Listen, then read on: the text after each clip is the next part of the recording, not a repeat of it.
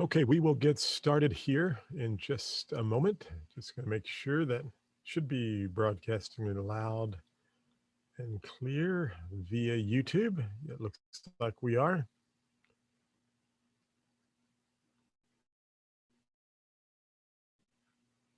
So I'm going to minimize this and we will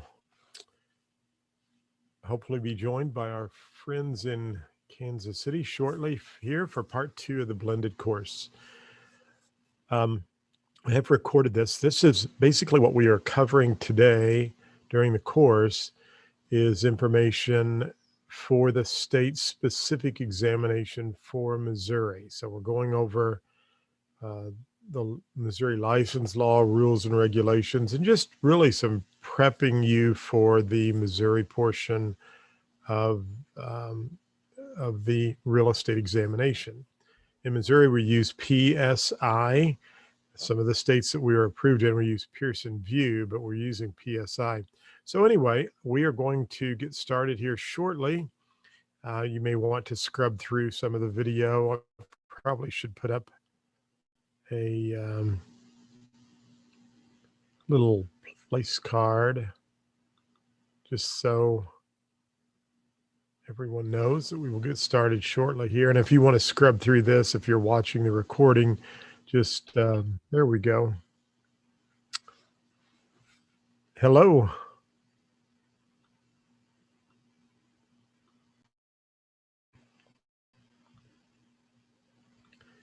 Okay, can you hear me all right?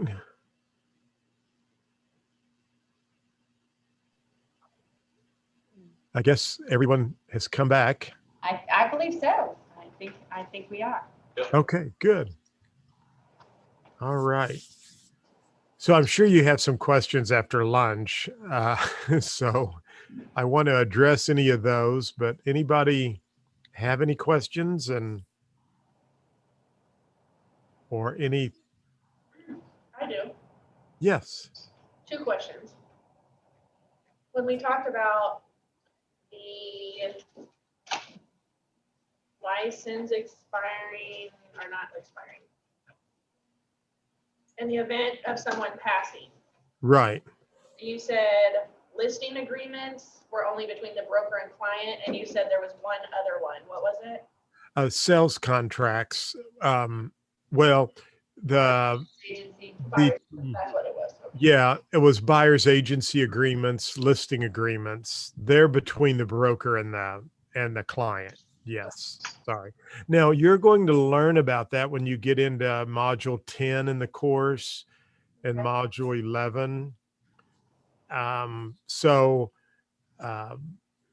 you'll be we'll be covering that as well and get into that. But if you can make a mental note now, I think it will help you when you get to that section. They love this question, and you will definitely see it on the test. And they word it in such a way, like when I took the, I'm not supposed to say what I see on the exam, but I had to take an exam I'm trying to get my school approved in Utah.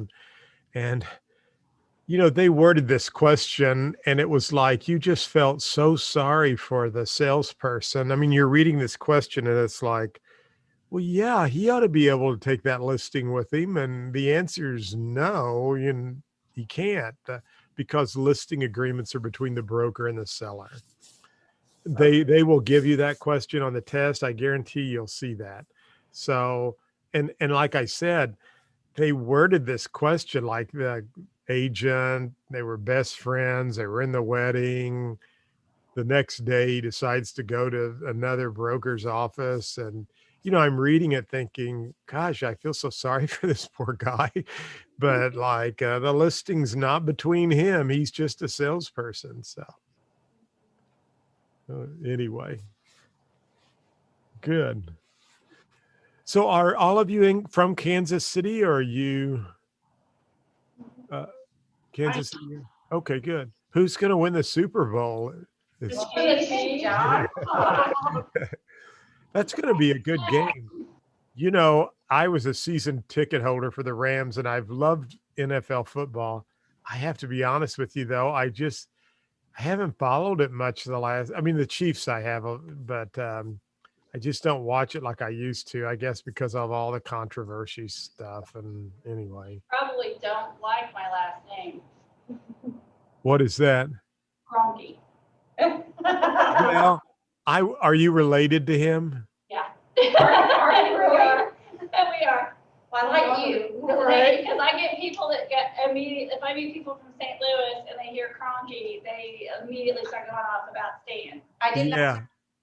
So that was my first thought was, I wonder if she's related to Stan Kroenke. So I didn't even make that connection. Coal Camp, we call ourselves Coal Camp Cronky, so everybody. yeah.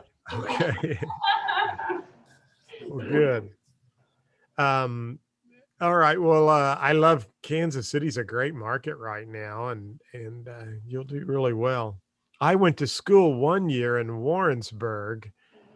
I always wanted to get my college degree, and I was at Warrensburg because they had a very good, they had a big TV station and radio station, and a friend of mine was the head of the department, and he encouraged me to come there instead of Mizzou because he said I could get a lot more experience at Warrensburg, which I did. But then interest rates went up in 1979, 1980, and I had my license. So that's when I came back home to help my mom that summer. And then I just couldn't bear to leave her by herself. She was trying to keep the office going. And I was kind of like between my junior and senior year or sophomore and junior year of college. So I was like, I think I need a break. And then I just ended up loving real estate and making a pretty good living at it. And I have to tell you, I've been doing this 42 years.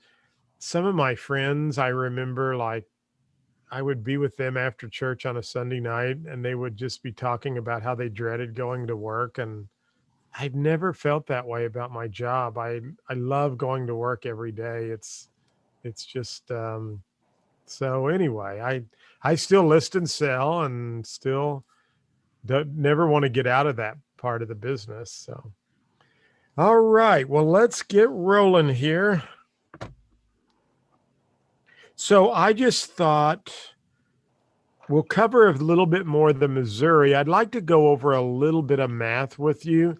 And then I think what I'm going to do, and if you guys want to attend, you can, I'm going to set up another Zoom call for this week, maybe like Thursday night from 7 to 9. And I'll invite anyone that's in the class currently, and I'll pick up some of the Missouri stuff we didn't cover.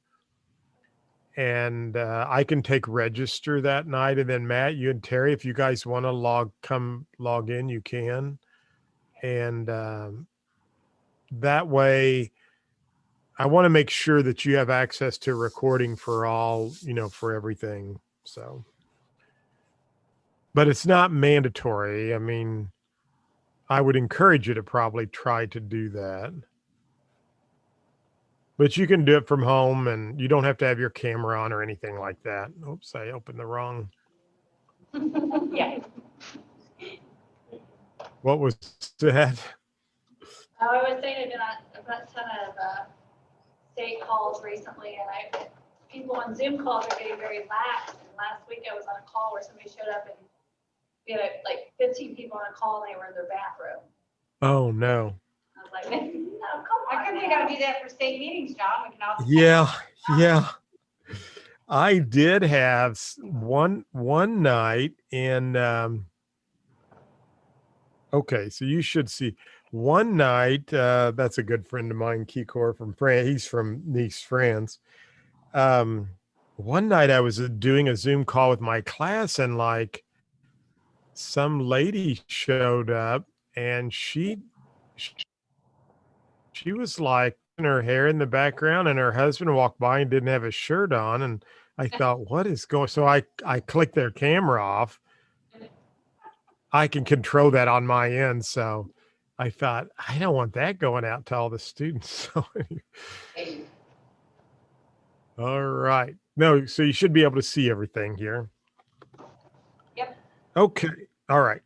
So some of this, I'll try to pick the pace up a little bit. This talking about transfers,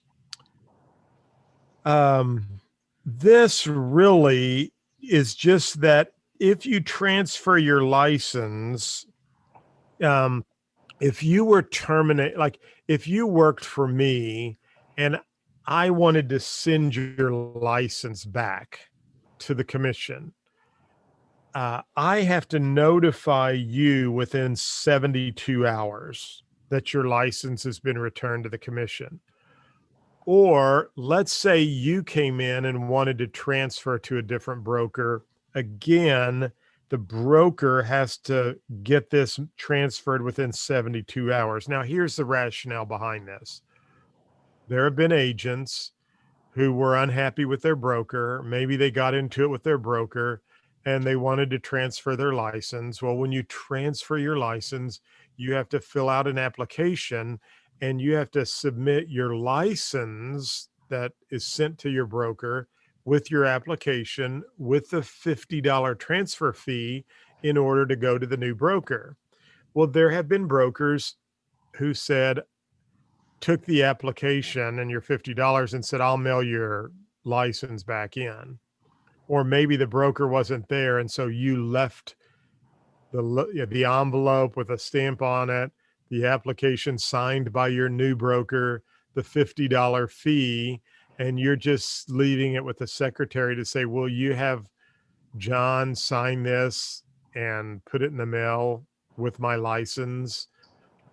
There have been brokers who sat on those for a couple of weeks because they didn't want you can't practice real estate, see, until it's actually been put in the mail. And so that prohibits that. The other reason is, and we don't have this problem as much anymore because normally, and Matt, you and Terry, I don't know how it works at KCRAR, but used to they billed the broker for the MLS dues.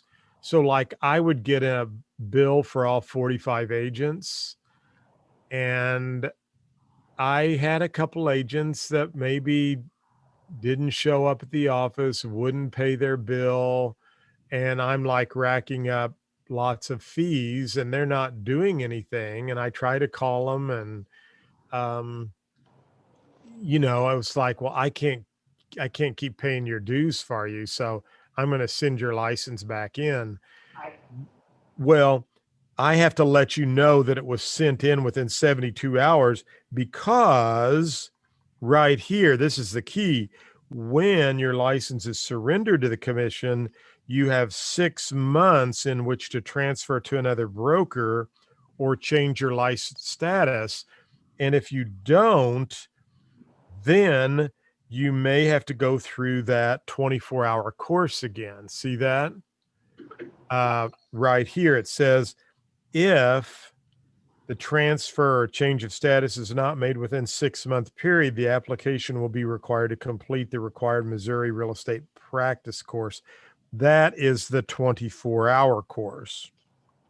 Now, let's go back over here to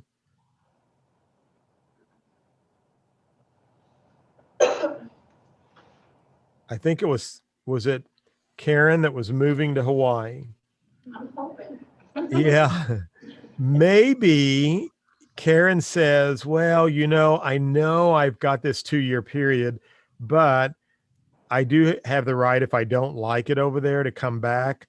So on March 1st, you just send your license to the commission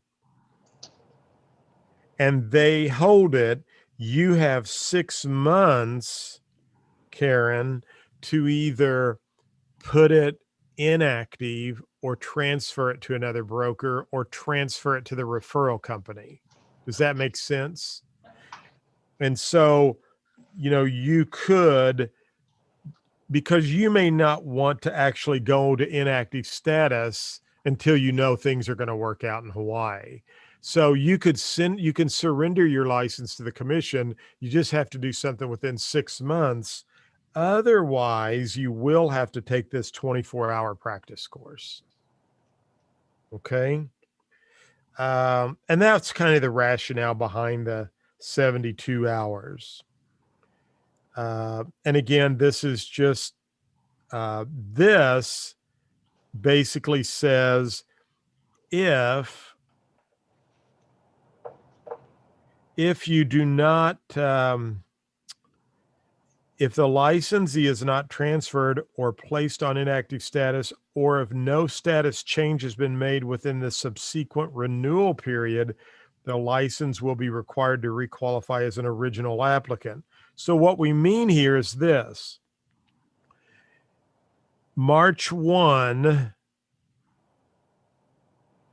2021, you send your license to the commission. And then March, well, let me back up so I explain this correctly. So then September 2022, you're supposed to renew your license, right? And then you go another 2-year period, and now it's October 1, 2024, the subsequent renewal period. At this point, you would have to go back to school, take the test, requalify as a new person. But there is a loophole for you to just go and take the 24-hour course from March all the way up till September 30th, 2024. But if you go past the subsequent renewal period, then you start over. See how that is? Now, this you could see a test question on. And this is a normal transfer. And I've had agents see this. So the way this works is that, let's just say that Michelle, you get your license on March 1st and you go to work for XYZ Realty, and by June 1st, you're like, man, I wish I hadn't gone to work for XYZ Realty. I wish I'd gone with Terry and Matt over at Remax, but I was already committed to this broker. And anyway, June 1st, you've just had it with XYZ Realty, and you call up Matt and you say, hey, Matt, I want to bring my license over to your company. Well, Matt has you sign your application, and Matt signs your application for transfer to Remax. And then Michelle has to take her license to XYZ Realty and get her broker to sign it and give her her license, because she has to put all that together. So now, Michelle, you have the license, you have your license you got from XYZ Realty. And remember, your broker would have to give that to you within 72 hours or turn it into the commission. But let's just say your broker gives it to you. So you've got your license. You have your application signed by XYZ Realty, acknowledging that you're leaving their company, signed by Matt or Matt's broker, accepting you as a new agent at Remax. You have your check in there for $50. And now you double check, triple check, you seal everything up and you mail it to the commission. Well, notice here, normal transfer, you may continue to practice real estate when you have a dated and timed receipt of the postmark mailing to the MREC. If anything is incorrect, you will need to wait until your license comes back to the commission. Okay? Now, another thing that you could see on the test is you must return all property belonging to your former broker, okay? So if they ask you that, you have to return anything that's a former broker. But what I wanted you to know is that a normal transfer, and just keep that in mind, you can actually start practicing real estate the date it's postmarked. So you could have no downtime. Now, remember though, Michelle, when you transfer, all your listings are going to stay with who? XYZ Realty, because listings are between the broker and your client and the client, not you. And any buyer's agency agreements you have stay there as well. Most agents, I will tell you, who are going to make a change, make sure they get all their expirations lined up in order. I mean, or they ask their broker.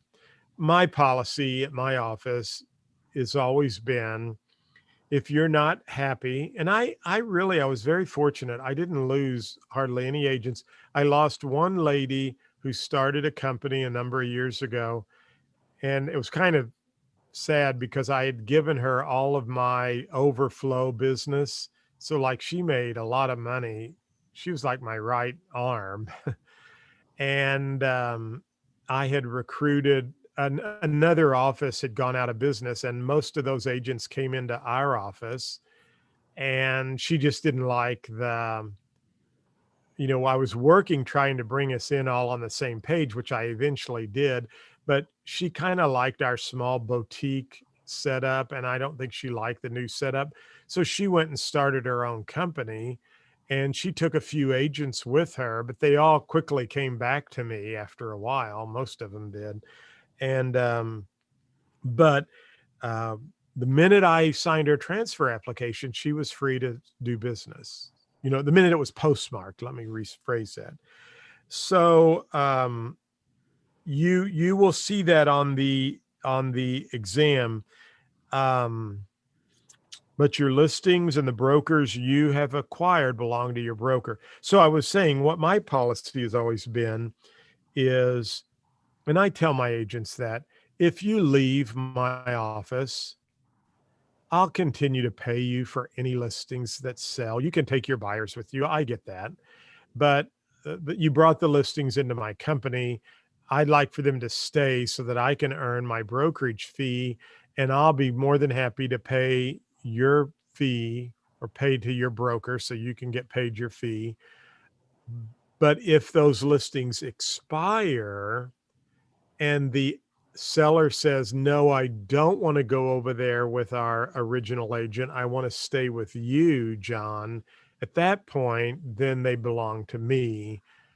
That was just my policy. But on the exam, salespeople cannot take their listings with them or their buyer's agencies. And I mentioned buyer's agencies because a buyer's agency agreement carries the same weight as a listing agreement. So just keep that in mind. And I mentioned that here just to follow this up. Really, this cheat sheet, if you just follow this and go along with either the podcast or now, one quick thing I want to show you is back here on the Missouri Real Estate Commission. When you apply for your license here, you go to the Missouri Real Estate Commission website, click on licensee search, and down here, click on real estate license, and down here, type in your last name. The minute you see your name here, you can begin practicing real estate. Okay. So you do not necessarily have to wait for your license to get back to the broker, because sometimes it will show up here. And so this means you could click on your name, detail over here, and you will be able to see your license numbers issued, all of your stuff's here. You can also find out, information about, you can see here I'm the broker officer, but you can see the brokerage name is actually under Mayfield Real Estate Inc. See that? And it shows I'm the designated broker. So I just wanted to give you that little bit of detail that you can just keep an eye out on this, because you can start practicing real estate once you've been assigned a number and it's on the website, which is kind of good to know. The other thing I did want to mention, let's go over here. This is what the login will look like. And I'm on my iPad now, so you can actually take this from your iPad. And I wanted to mention here that when you do come down here to the study sessions, the very first one is also a link to the podcast. So that will take you out over here, and you could probably do a search. Well, that's for all podcasts, but you should be able to find the cheat sheet there. So, okay, so back over here, just so you understand that, return all property. I think this is self-explanatory. If your license has been previously revoked, they're probably not going to issue you a license. I mean, those kind of questions, I don't think you're going to have too much. If somebody's been in trouble as an officer of a corporation, I mean, you can see the list here, all of these things. But again, I don't think that we need to spend a lot of time here, because you're going to be able to read a question and say, yeah, they could probably be refused a license. Now, here's what you do need to know. This will be on the exam. Any person who's denied a license shall be notified by the commission in writing, stating the reasons for denial, refusal, very self-explanatory, and your right to file a complaint with the Administrative Hearing Commission. That's what I want you to know. If a person's denied a license, they have a right to file a complaint with the Administrative Hearing Commission. And then the Administrative Hearing Commission, which sometimes they use the words or the initials AHC, is the body who will hear any appeals for the denial of license. And then everything's sent registered mail. Think that's pretty self-explanatory. And again, I don't think we need to go through all of these. I mean, you'll be able to read those and say, that's a pretty big deal. I don't think they could get a license for that. Okay, let's see here.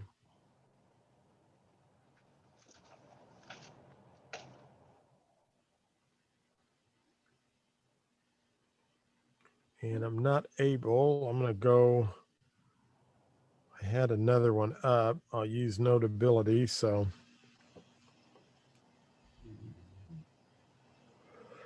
okay, here we go. Those are all denial of license. Some of this, and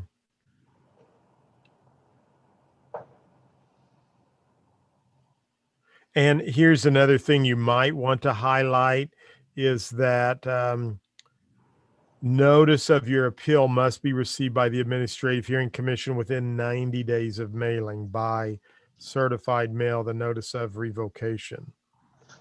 If you fail to notify, in other words, if you don't object within the 90 days, then you probably are going to lose all your rights to that. And again, I just mentioned this here, look for the obvious. If it's a serious crime or conviction, the license could be denied. Fees are never refundable. They do not accept cash.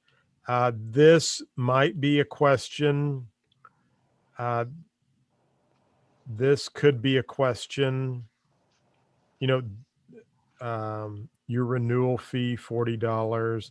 All transfer fees, $40, same as application fee. And then I think this delinquent fee, but you might not see any questions on fees. I think they're getting away from that. But it wouldn't be bad to just briefly look at that periodically. Okay, now we're on to the next page. Some of this we've already talked about. So I just have a don't forget. We've already talked about national exams, 70%, 100 questions. States, 75%, 40 questions. We talked about 6 months. We've talked about continuing education. Some of the things they love to ask questions are general salesmanship, reading, motivational courses will not count. Okay. And then they love this question. CE has to be something that would safeguard the public's interest. So whenever I get a CE class approved, it has to be I have to show the commission that by getting this course approved, it's really helping to safeguard the consumer, the public. So they're always looking at that. If I'm trying to get how to use a calculator or a motivational course, Missouri just doesn't count those. Some states that I teach CE, I can do a technology course on top tech tools and apps, and they count it as CE, but Missouri would never do that. So has to safeguard the public. No lunch, dinner time for courses with a speaker are allowed. No courses shorter than 2 hours allowed. They love these kinds of questions. And again, these will be in story form, and they'll put little pieces of data into that. And you'll say, uh-oh, it was just a 2-hour course, or it was a course on speed reading. It's not going to count. Courses not actively approved for CE may count, but you would need to petition the MREC right there and pay a $10 fine. Now, this is a good example. 2 years ago, I taught the SRS course, which is called Sellers Representative Specialists for Terry and Matt there at RE/MAX. And I was in the same room you're in. And the SRS course is a wonderful course on really helping you understand what it's like to work with sellers. We cover a lot of different things. It's a 2-day course. And through that 2-day course, even though it was not approved as a CE class, the students at RE/MAX Heritage were able to fill out a form on the commission's website and pay $10 and request to have that count towards 9 hours of CE. And the Real Estate Commission did that. You have to follow some guidelines and some time frames. But what I want you to know here is that, yes, if you take a course at a community college or somewhere and you think, hey, this was a real estate related course, I really think it should count for CE, and I spent 20 hours in the classroom or 12 hours in the classroom, they may count that as your elective credit. Or going back to Karen, she's in Hawaii. She might take her CE classes in Hawaii and ask Missouri to count those toward her CE in Missouri. Because remember, if she's in the referral company, she still has to take CE. There's only the waiver of CE when you go inactive. So if Karen put her license in the referral company, she still has to renew her license and she still has to take CE. Well, if she's licensed in Hawaii and she takes continuing education courses in Hawaii, she could pay the $10 fee and ask Missouri, hey, would you count these as continuing education? And as long as they're courses that would safeguard the public's interest, sure, they would probably count those. If they were marketing courses, technology courses, motivational courses, they probably wouldn't count those, Karen, even though Hawaii does count them. So I've already talked about this. You can't move them. You can't motivational technology. And we talked about this. You cannot be carried you can't move them forward. 50 minutes instruction, 10 minutes toward a break. Again, I'm just telling you, look for the obvious question, something that would not benefit the public, then it probably wouldn't count as CE. Okay, in the next column, these you might want to just read through. They could waive CE if you were seriously injured, if you were in the armed services throughout the 2-year period, if you're licensed to practice law, if you're over 80 years of age. I like how the House of Representatives and the Senate actually threw this in there, don't you? They don't have to take CE. Yeah, that was nice of them, wasn't it? If you're a member of the Real Estate Commission, they could ask those questions. No CE. Now, here's something that they have been asking this question, and good example is for Matt and Terry. They work for Remax, and we're not supposed to try to recruit or anything while we're in the class, and we're not doing that. But since they're part of a franchise, they have to disclose on all their contracts that they are independently owned and operated. Now, can you guys tell me, I think you may have to do that in your advertising too. Well, we have a franchise disclosure that goes with all of our contracts. Right. We'll see if that comes up in advertising. I'm thinking that maybe you might, but we'll see that. You still recording this live on YouTube? Yes. Yeah, I'm gonna be quiet. Yeah. Yeah. Well, that's okay. I don't think it either. Hey, earlier I didn't say anyone's name. I mean, I almost did, but Terry, as long as, because Terry's very involved with professional standards too, and I'm going to check that with Steve Graham, but I think it's okay to give scenarios of a situation as long as you don't mention names. And quite frankly, the way I look at it, I was trying to use it as a teaching principle so other people wouldn't violate that in the future. If I did something wrong there, I would try to say, well, that's why we have problems out there, because we're not, as long as we don't mention names, but I am going to check on that. But I'm thinking, and I can't remember, but we'll get to that here shortly. This right here, I think, is self-explanatory. The broker's responsible for all the actions of the licensees. Okay. Now, does that mean that if Angela does something wrong and you work for me, Angela, that I'm responsible, Angela could be responsible.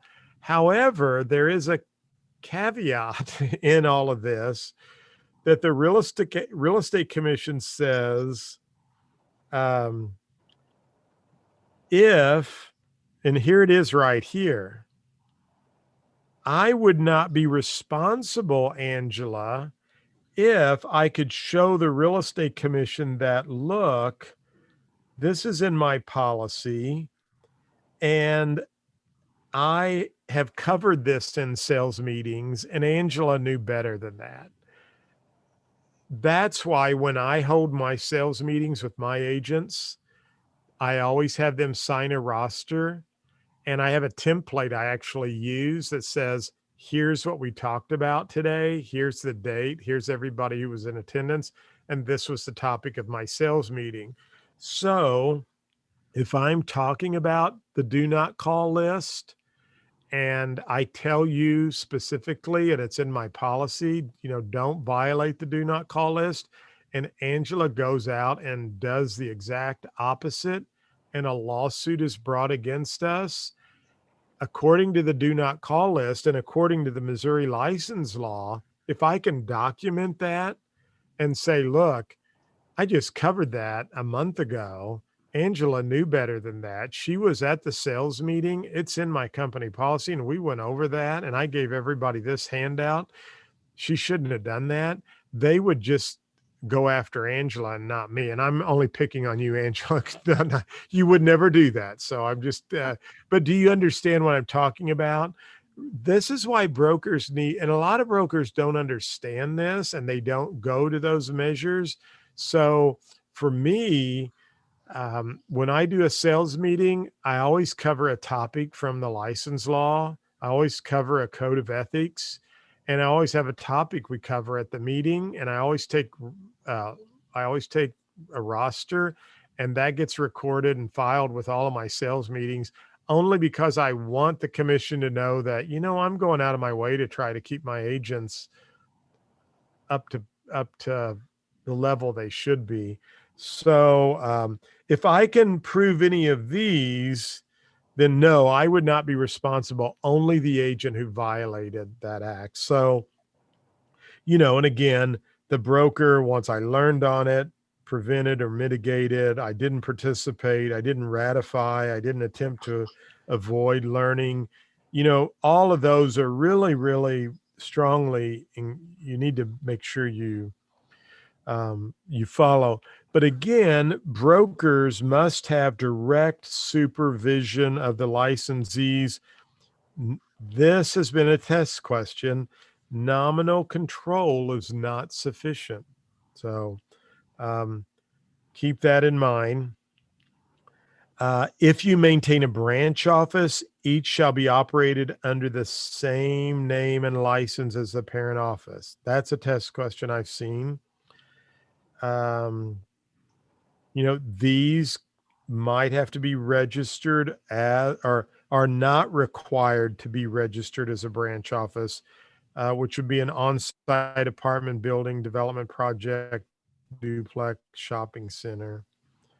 And again, a branch office needs to be under the direct supervision of either a licensed broker, or remember, a broker salesperson, or a broker partner, broker associate, broker officer, or principal licensed broker. In other words, has to be some type of broker. And remember that question I told you about earlier. Broker wants to open up a mortgage company. Can they put a salesperson in charge to manage it? Probably not. No. And then they love this question. A broker shall notify the commission in writing within 10 days after opening or making any change in the address or managing licensee of the broker. So if you change locations or you change the broker salesperson, you have to let the commission know within 10 days. Any questions? What is nominal control? That's a great question. Thank you. You might see a question where the broker has 600 agents, 2 offices, and it says they go once a month to manage the office, or once every couple of weeks. Can they be the broker in charge there? And the answer is no. You're going to need to look for the question where it says that they are really actively attending to that office. So I think you'll be able to pick up in the questions on the exam that, oh gosh, I don't think that's really, just going over once a month or once every 2 weeks. You'd really have to be, to me, you'd have to be going over there weekly, I think. Hope that answers your question. Yeah, so that counts even if you have your designated broker officer. Right. A good example, I had 3 offices at one time, 45 agents, and I did have a branch managers at 2 of the other offices. And anyway, the one guy, it just wasn't, the ladies who worked in the office didn't like him. He was very nice. We never had a problem with him on any kind of harassment issues. They just didn't like his style. And then the other lady who left my office at the time, because I actually opened up a branch office thinking, well, maybe if I was trying to give her some excitement about, she didn't like the new agents that came into our office. So I wanted to open a branch office in another location. She wanted to manage it. And I thought, well, that might be good for her. That way she's not around all the, she liked that little boutique style. And this was in a lake development. And then she left and I got rid of the other guy. So I actually became the manager, the branch manager of both my other offices.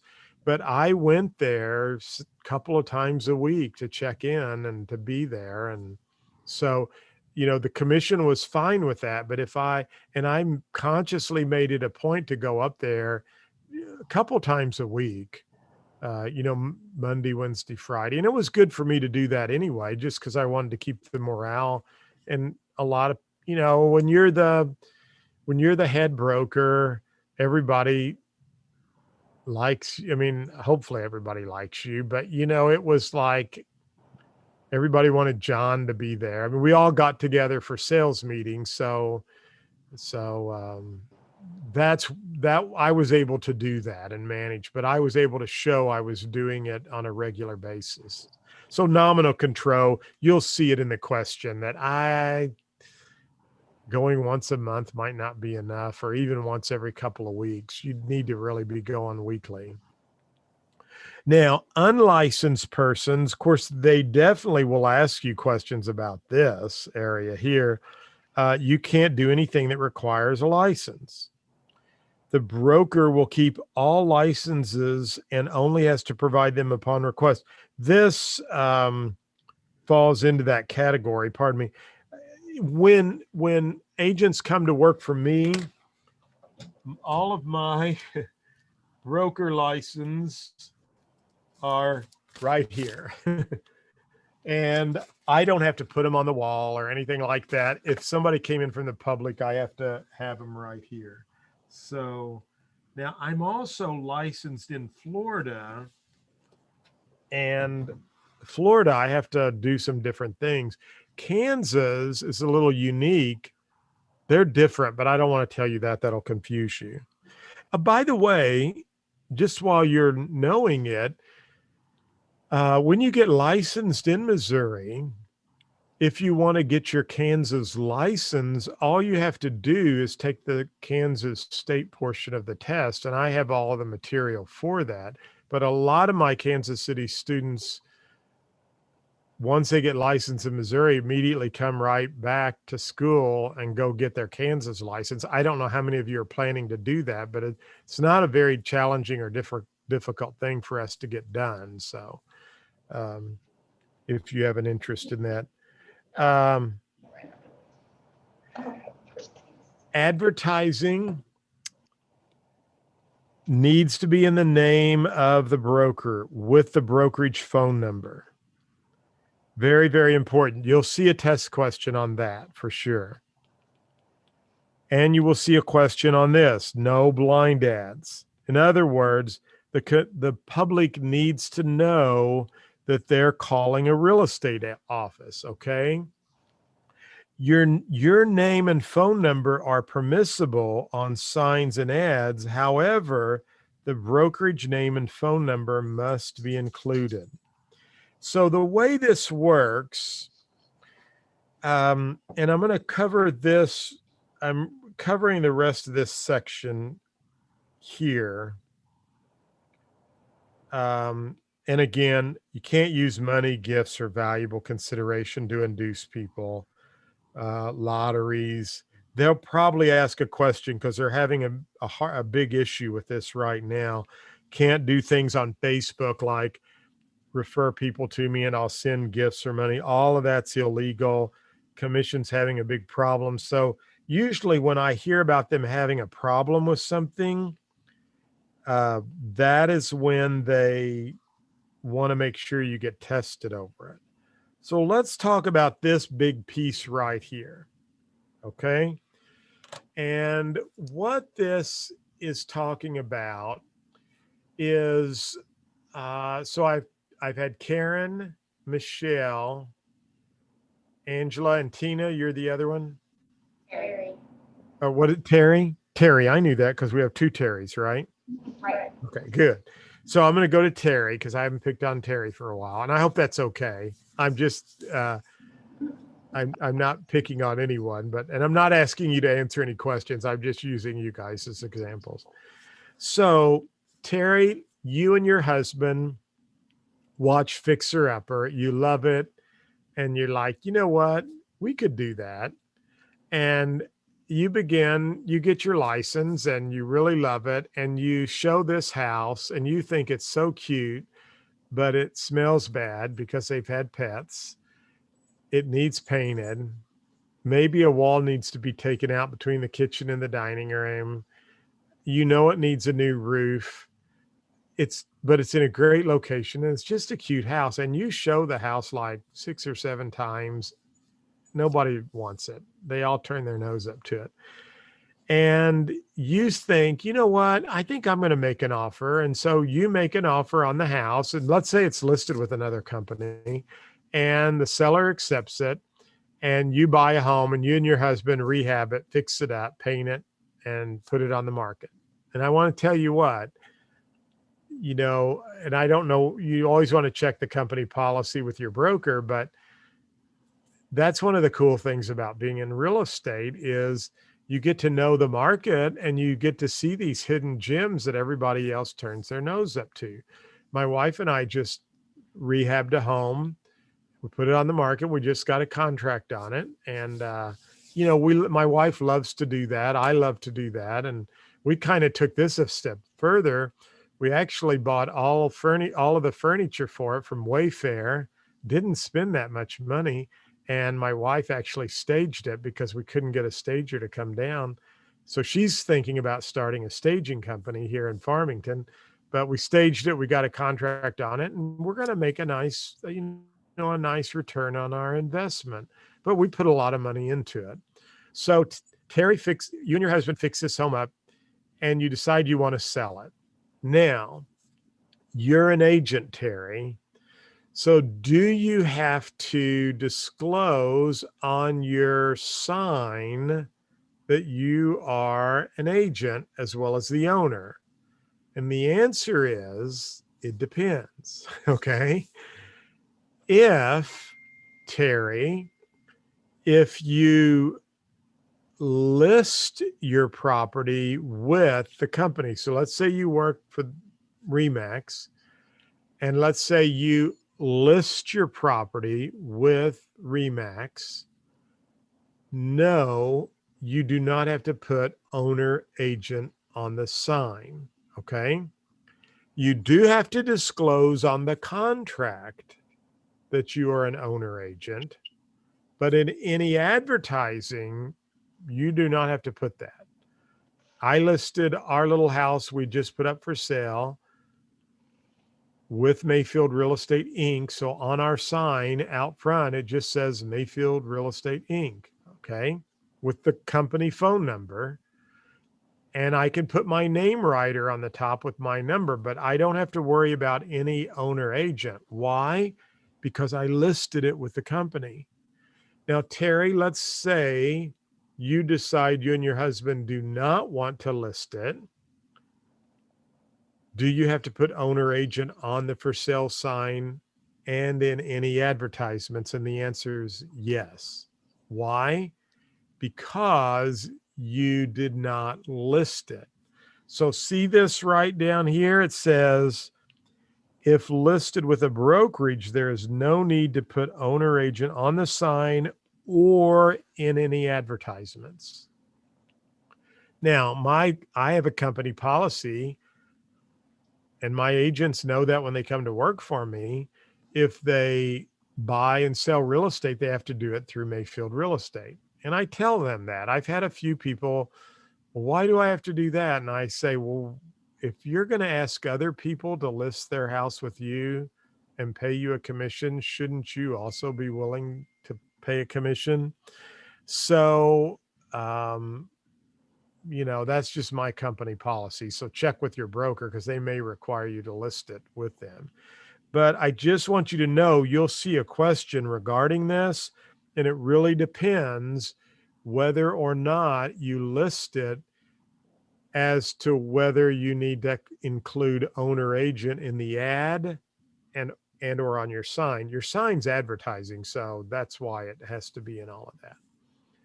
So any questions on that? And let me just say one other thing right down here, the bottom.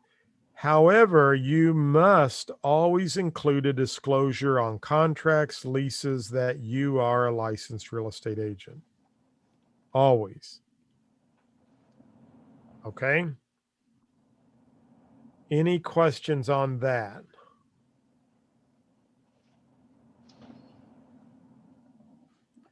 All right. You'll see that on the exam. You'll see this on the test. See, I've given you probably enough questions now. But you'll see this. Net listings are illegal in Missouri. Now, what is a net listing? A net listing is when someone says, "Hey, John, I just want 100,000. Anything you get over 100,000, you can keep." And so those are illegal in Missouri. You always have to have a commission rate. And remember that rates are negotiable. You're going to learn that throughout the course. You never want to say, our office charges 7%. And the seller says, "Is that about what everyone charges?" "Oh yeah, that's the norm." That's illegal and that's antitrust. So you always need a commission rate and you always need to have an expiration date. A good example, just to show you how people forget this stuff and you're new students. And when I'm teaching a class like this, I really want my students to know the material so that they can talk intelligently out in the real world. I'm involved with the Realtors Association and I go to a lot of the national meetings, and I encourage you to get involved not only with your local Realtor Association, but go to the state meetings as well. That's where you will network. That's where you will learn how to conduct business, and it's just great. So I'm on the professional development committee for the National Association of Realtors. Professional development used to be education. They just changed the name of it. So I'm in a committee meeting. They're all educators. Remember that lady that blurted out 3%? It's like, no, read the question carefully. And this guy goes, I want to tell you what they're doing in Toronto, because in Toronto, there was a shortage of inventory. I've taught up there, and the agents tell me that when they get a listing, they get on average 14 offers within the first day above the list price.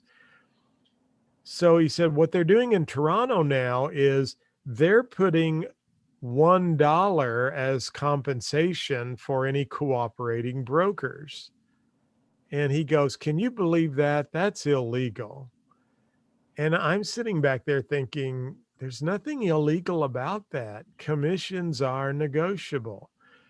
If I go to this seller and I say, my compensation's just $500 for all my transactions, there's nothing wrong with that. Commissions are negotiable. So what I want you to understand here is that in Missouri, you do have to have whatever your commission is, and you do have to have an expiration date, but we cannot have net listings. Now, we'll talk about this more in chapter 10 and 11. And this right here, you cannot do any marketing on real estate without a written consent form. I'm looking at the time here. We already talked about this. Listings are the property of the broker. Listings are between the broker and the client. And this also counts as buyer's agency agreements. And this is what I told you earlier, and I would know all listings must have a definite expiration date right there. Okay. So I think as you read, and this, they love this question here too. I've seen this. No automatic renewals of listings. In other words, you can't have this listing goes on, is renewed every 6 months until you give me written notice to terminate. No, you have to have a definite expiration date. You could take a listing for a year if you wanted to. It has to have some type of definite expiration date. Okay, any questions? All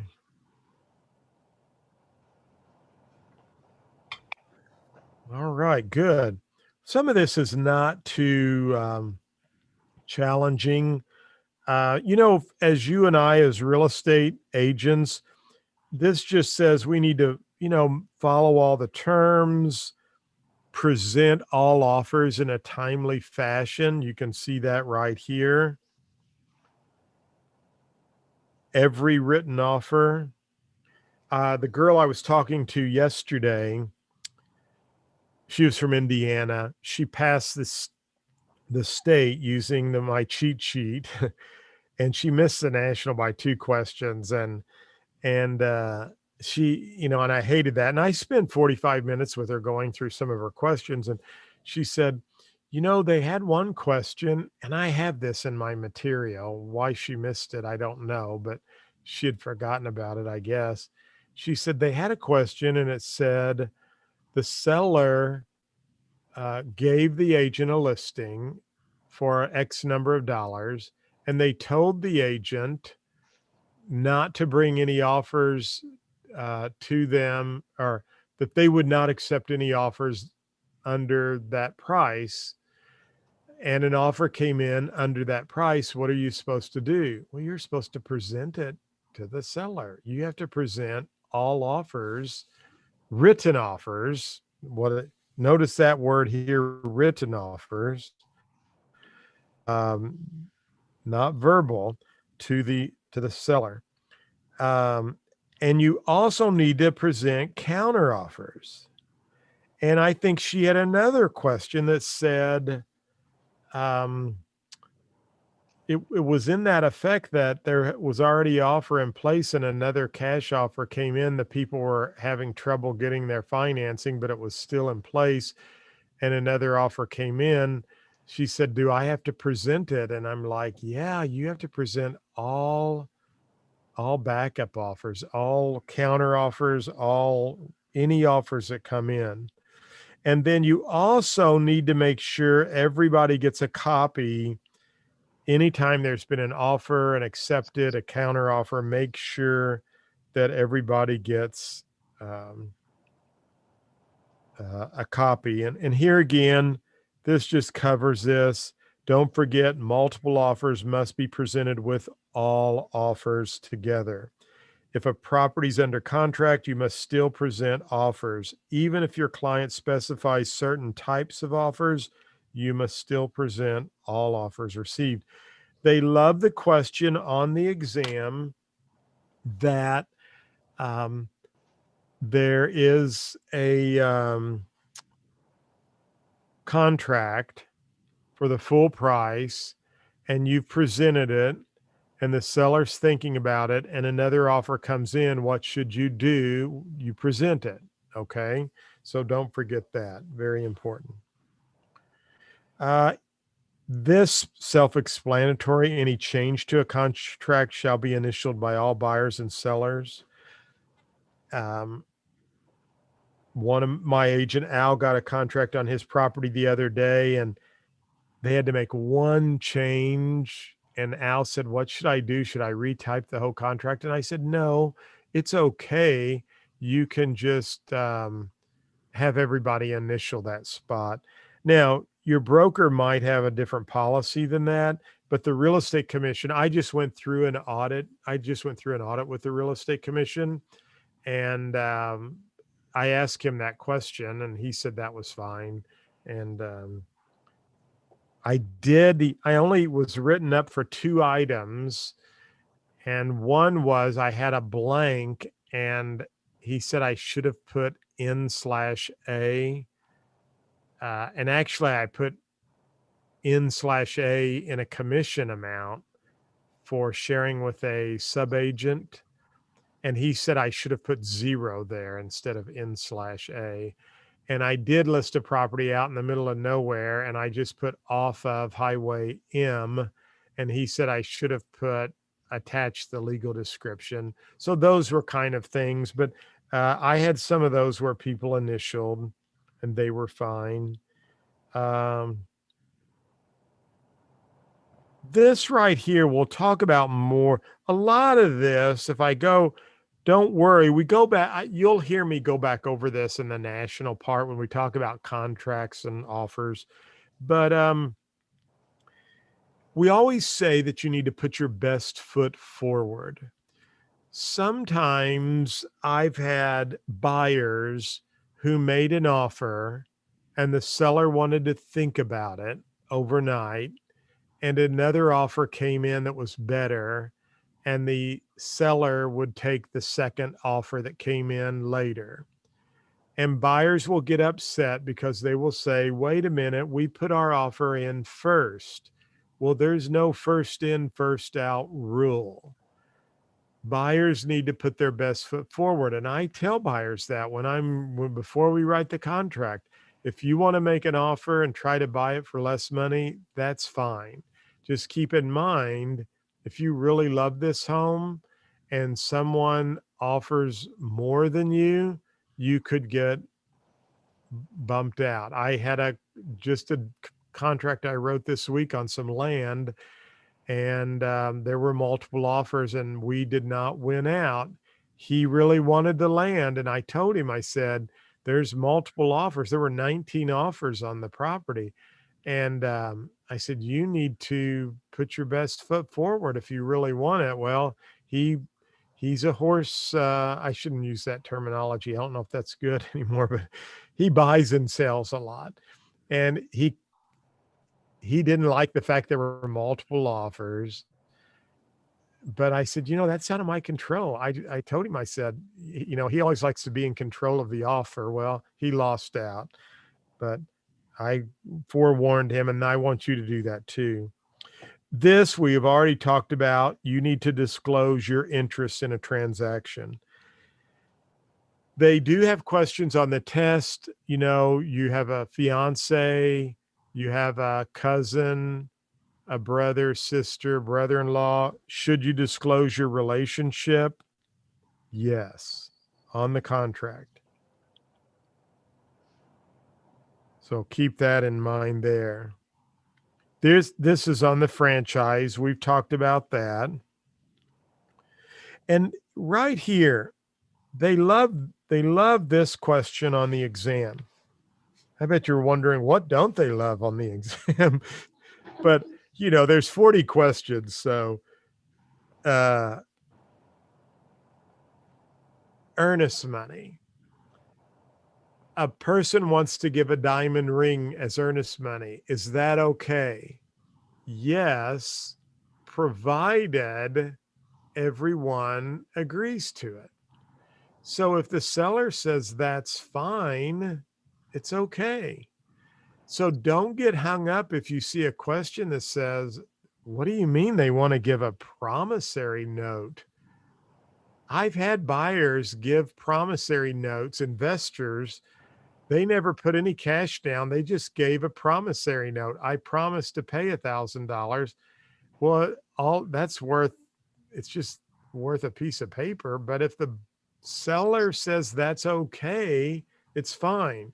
So you may see a question where they're giving a boat, a cow, a diamond ring, a promissory note. And the answer is, if all parties agree, it's okay.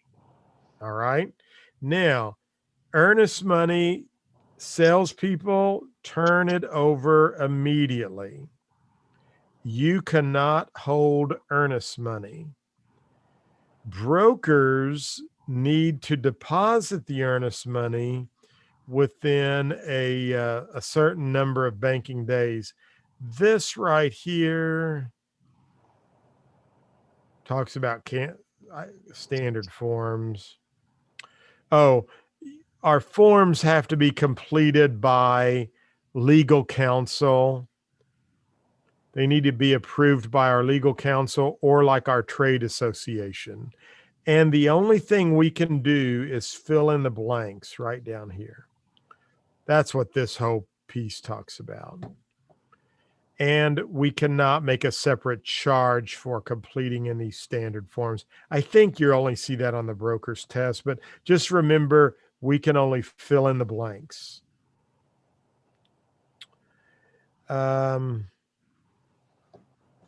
Take a drink of water or coffee from my throat here. I haven't taught a full day's class for a while, so this talks about closing statements. You know, certain things in here we need to check for accuracy. We need to, every broker shall deliver a cause to have delivered to the buyer and the seller in every real estate transaction, a complete and accurate and detailed statement of showing all material financial aspects. If the broker personally handles a closing on the day of closing, the broker shall sign and date the closing statement. Most of our closings take place at title companies today. I still close a few transactions that are cash. If it's, we have a lot of lake lots and different smaller properties in our area, and the title company charges so much that, you know, sometimes I'm just trying to help both parties out. If it's $1,000 lake lot sale and, you know, I'm making $500 commission and the seller's getting $500, I don't want them to have to pay another $200 to the closing. So, but rarely, you know, if I do, I have to sign and date that closing statement. I'm just going to see what else is. We're getting closer to 2. This is a question. All records must be kept for 3 years. That's all of your stuff. If you have some kind of response from the MREC, this is very important. You have 30 days from the date the commission's written request or inquiry to respond. You must have been an active real estate licensee in order to earn a commission or referral. I think that's pretty self-explanatory. And I'm looking here, we're right at 2. So where we're at now is on disciplinary proceedings, which I would like to do later this week. You can kind of read through some of this because there's not much more really to cover. To wrap up, I think Terry and Matt, next time, if we do the Zoom call, I think what would be good is we could do a Zoom call in advance of our first day, and then I could cover some of that. I could cover some of the class stuff we did that we kind of burned up an hour going over through some of the stuff, but I think we needed to do that today. And this is our first blended course where we've brought people in for a live. So in the future, what we might want to do is maybe I can jump on for an hour. We'll introduce everybody like I did. I wanted to show you where the course portal was, where your materials were. So, and I think in that case, that 1 hour would be fine to cover everything. So the disciplinary stuff, I'll be real honest with you. It's kind of like the other stuff earlier. We just need to go through the chain of commands, how it all works and who does what and who initiates the final say so. We have a little bit of agency stuff to cover, but basically we covered a lot of ground. And probably if we were in the state module part, we probably covered the first 11, 12, 13 modules, maybe more out of 17. And, you know, I went through a high level and tried to pull out on this cheat sheet what you're going to see on the test. Now, when you go to the course, let me show you this again.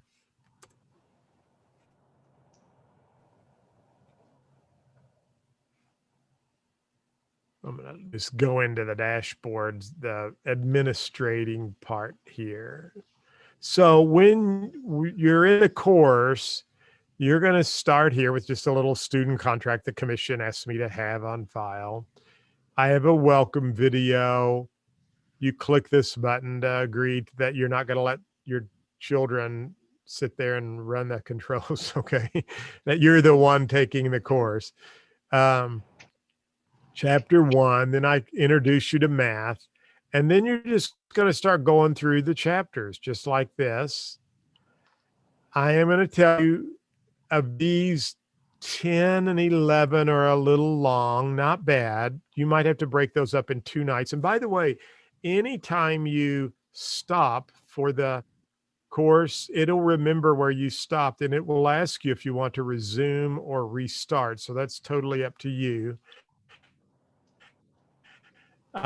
If for some reason you open a module by accident, just let me know. I can go in and mark it complete. 15's the longest area and 16's a little long. And then you're gonna, these pick back up to normal. And then here's where you take this national test I told you about. Then this is what we covered today. These are short modules. They wouldn't take too long. It's totally up to you if you want to go back through it or not. And then here's chapter 17 where we talk about math. And then notice at the end, Missouri Real Estate Exam, this cheat sheet, and this is where you're going to watch the video of me going through what we just went over, but it's only 1 hour. Then you're going to take the new state questions, final exam, course survey, and you'll print out your certificate. Now you're finished with a 48-hour course, and that's when you can take your test, okay? So what I would like to do is on Thursday night, wrap up this little bit of stuff we didn't finish and maybe introduce you to some math. And then if you want, the only thing you have to do are chapters 1 through 21 and this review here. You could then drop down, and I would encourage you to drop down to this part and wrap up the course, okay? So I didn't want you to think coming here was in vain today, because basically that's what we covered was 1 through, I think 12 or 13, 14, 15, 16, all have to do with disciplinary action. And then you can see the broker disclosure form I can go over. And 17 is math calculations for what you'll have on the state. So, but if you want to go through those, you're welcome to. You just let me know. Since we have you on the roster here, we can waive that portion for you, okay? I'll need you to to show up Thursday night for those 2 hours or so. So Can I ask a question? yes. Just because I wrapped up chapter 2 recently on personal property and was thinking when we started talking earnest money about just kind of, as long as they agree to it, that's great. But then it made me start thinking about personal property and needing a bill of sale. What is the major difference between those scenarios? Okay, thank you. That's a great question. A bill of sale, what you will see on the exam is anytime there is personal property that's being conveyed with the transaction, you're supposed to use a bill of sale. Right. Now, I know this is being recorded on YouTube, but anyway, I've never signed a bill of sale in my life. You know, it's on the contract because we have a place for it on the contract. But for the exam, how do we convey personal property with a bill of sale? Earnest money is a totally different um, item. It's just money that is put up to in case you were to default from the contract, I can keep that earnest money. Kind of like collateral then. Right. Okay. Now, the house my wife and I are selling, we put all this furniture in it. It all came from Wayfair. And I only mention that because I was amazed at some of the cute furniture my wife picked out and how inexpensive it was. I mean, it's just staging, but we had to put it all together. You know, it's kind of like IKEA. yeah, IKEA. And but we're like, we're not going to move that furniture out ourselves. There's a little guy in the area that does some moving for me, and he has a $300 minimum, and I'll probably have to pay the $300 or $400 to have him move the furniture out. So I'm going to have to move that out before closing. Well, I got enough earnest money. I was more concerned that if she backs out and I've got all the staging moved out, I just want to cover my moving cost, to cover that. So it's kind of like, it's earnest, good faith that you're going to go through with the transaction. And in the practice course, we talk about that in the seller's buyer ABR class. Earnest money is really a good negotiating tool. I tell the story where I had a farm and it was several $100,000 and the farmer would not come down. We were like $20,000 off and it was such a big commission for me. And the buyers, I met them at the Dairy Queen and they told me, they said, we have prayed about it and we just feel like God does not want us to go any higher than that. And I respect that. I appreciated and respected that.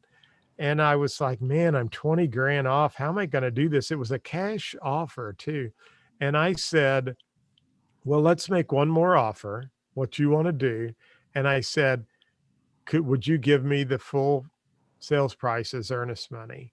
And they looked at me a little funny and they said, well, we'll have to transfer some funds around. And I said, I have 10 banking days to transfer the money. Will you write me a check for the sales price? And he said, yeah. So they put up they offered, it was several $100,000. They wrote me a check for that amount, the sales price. Now I'm $20,000 off. And in my area, some of these old farmers, I mean, they're like so stubborn. He said, I'm not taking less than what I'm asking for. I mean, we were sitting at the kitchen table and I said, I know that, but I have to present all offers to you. And I said, this is all they want to pay. They prayed about it. This is the amount. And I slid the check over in front of him. And I said, they did give me all of the earnest, the sales price is their earnest money check. And he looked at that check and he said, where do I sign? And I really don't think I would have gotten that deal together if they had just given me $1,000 or $5,000. I think him seeing that huge check really he knew they were serious. And so, it can be a negotiating tactic. But then again, when you're working as a buyer's agent and you have your buyers, it all switches. You want to try to, so we'll talk about that later, but it is earnest money in good faith. So you're going to have a lot of fun with real estate. It's interesting. And, Terry and Matt are probably so excited to start trying to teach you all the cool stuff about making money, but right now we got to get you to pass the test. So, and I probably told too many stories today. Hopefully I did bring those back as a teaching with the learning material, but at the same time, I want the class to be fun and interesting. So, I try to always bring it back to the exam. John, do Matt and I have access to those modules in the course? Or no? I will make that, yes, I'll make that available. Okay, that'd be great. I think Yeah. that'd be helpful to us. So again, I think you'll be prepared from the state perspective to really pick up with the cheat sheet and move forward when you finish the 21 chapters.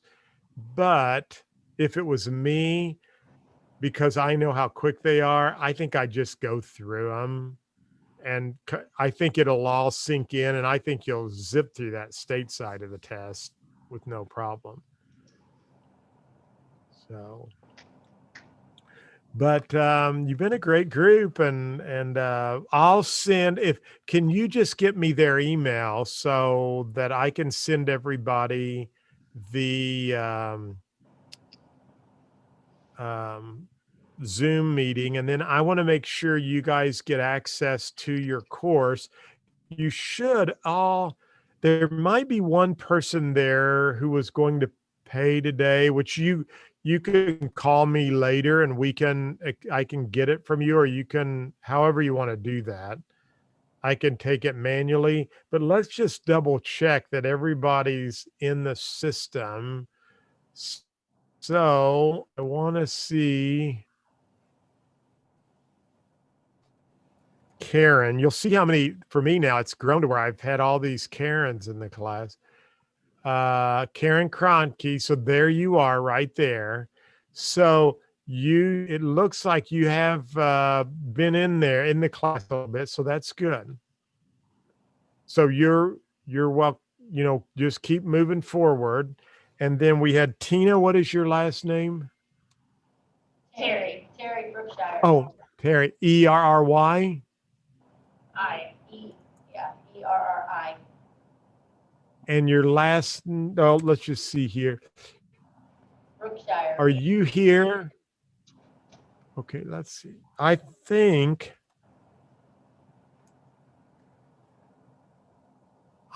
maybe I need to add you in there. Right, you told me I would get the link today, so you said you didn't send it ahead of time, so I haven't been in there yet. Right. Yeah, so I'll take care of that. And it's okay that and then we had Michelle. And your last name is? Hamilton. Because of the blended course, it was weird. Some of the people, so have you gotten a link to the class? I haven't gotten anything.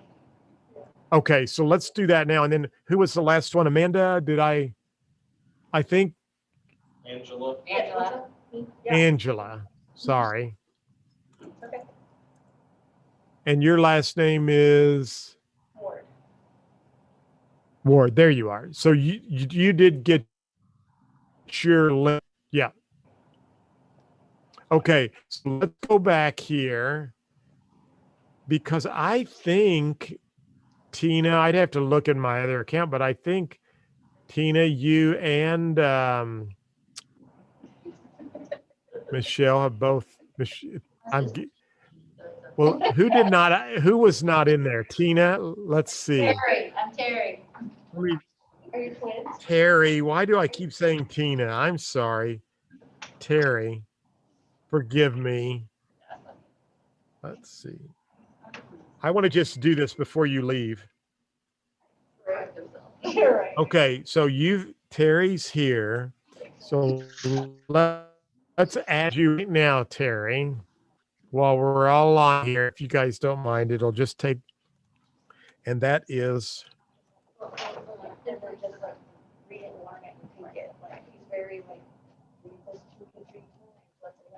Okay, I just turned that off because I'm going to be, and I have your email here.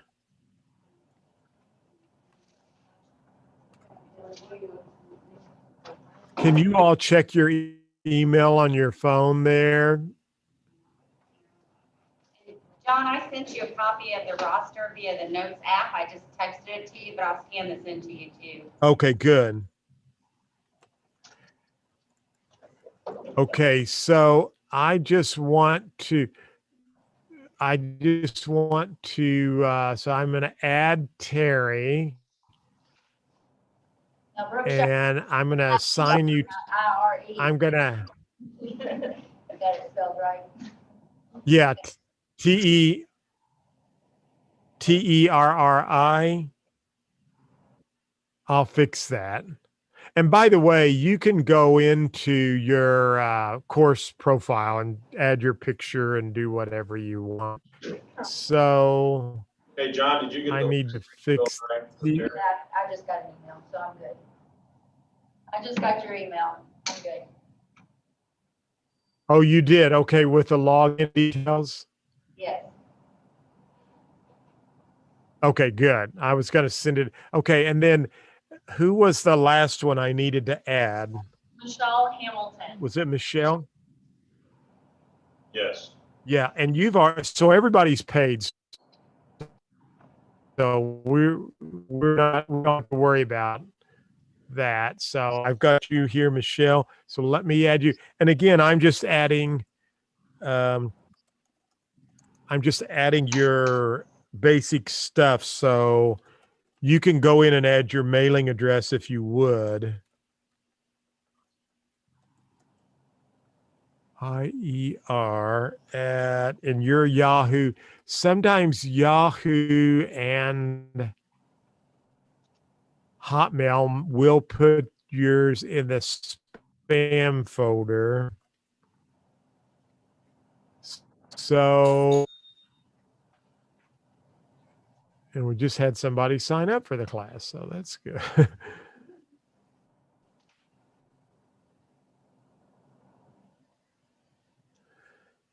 And so I've assigned now, Michelle, if you'll check your email, hopefully. I got it. I just good. Okay. So everybody should be up and running. And now here's what I'm going to just encourage you to do. Try to work on it a little bit at a time. Each day, I get it. You're going to want to take a break periodically, but I find the students who do the best really stay with the material. And you really want to get licensed because, you know, March and April, people are going to be wanting to put their homes for sale. There's going to be all this new money coming out for stimulus. I'm telling you what, there's some real opportunities there. And I have some agents that have gone through my school that are just knocking it out of the park.